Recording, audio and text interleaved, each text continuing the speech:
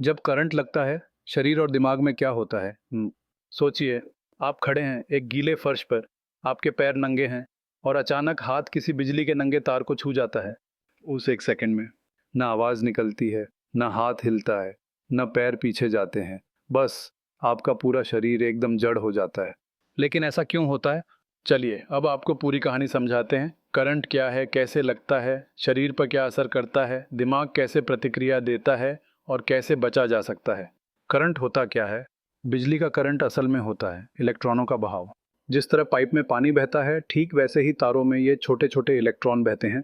जब कोई इंसान गलती से बिजली के सर्किट का हिस्सा बन जाता है, तो वही इलेक्ट्रॉन शरीर के अंदर से बहने लगते हैं और यही होता है करंट लगना। जब करंट लगता है तो शरीर में क्या होता है? जब करंट शरीर में घुसता है तो सबसे पहले मांसपेशियां मसल्स अचानक सिकुड़ने लगती हैं, हाथ पैर अकड़ जाते हैं, दिमाग का आदेश काम नहीं करता क्योंकि नर्व सिस्टम भी इलेक्ट्रिक सिग्नल से चलता है। इसीलिए बच्चे आप चाहकर भी खुद को नहीं छुड़ा सकते। जैसे किसी अदृश्य ताकत ने आपको जकड़ लिया हो, आपका शरीर कांपता है लेकिन आप भाग नहीं सकते। दिमाग उस वक्त क्या करता है? दिमाग उस समय बिल्कुल हाई अलर्ट मोड में आ जाता है। वो बार बार मांसपेशियों को कहता है, हाथ खींचो, हटो। लेकिन समस्या ये है कि शरीर के नर्व सिस्टम तक दिमाग का आदेश ही नहीं पहुंच पाता। क्यों? क्योंकि नर्व भी इलेक्ट्रिक सिग्नल से ही काम करता है और उस वक्त सारा सिस्टम शॉर्ट हो चुका होता है। करंट शरीर में कैसे बहता है? करंट हमेशा कम रेसिस्टेंस वाले रास्ते से बहता है। अगर आपके हाथ गीले हैं, पैर नंगे हैं, फर्श सीमेंट या पानी भरा है, तो शरीर एक बेहतरीन कंडक्टर बन जाता है। सेकंड 50 बार दिशा बदलता है। इस कारण ये ज्यादा खतरनाक होता है। शरीर बार बार झटका खाता है और मांसपेशियां ज्यादा तेजी से सिकुड़ती हैं। डीसी करंट, डायरेक्ट करंट, जैसे mobile battery, laptop, car battery, ये एक ही दिशा में बहता है।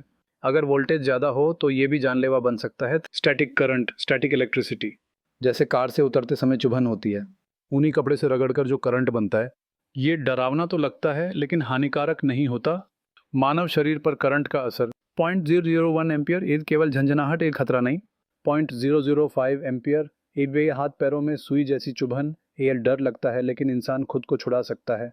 0.010 एम्पियर, ये हाथ अकड़ जाते हैं, ये मांसपेशियां सिकुड़ती हैं, ये अब खुद को छुड़ाना मुश्किल हो जाता है।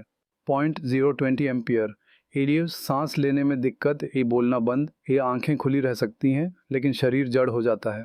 0.050 एम्पियर, इला दिल की धड़कन बिगड़ती है, ये बेहोशी की स्थिति, ये जान का खतरा बढ़ जाता है। 0.100 एम्पियर, ये दिल फड़फड़ाने लगता है, वेंट्रिकुलर फिब्रिलेशन, ये रक्त प्रवाह रुक सकता है, ये तुरंत सीपीआर और मेडिकल मदद जरूरी।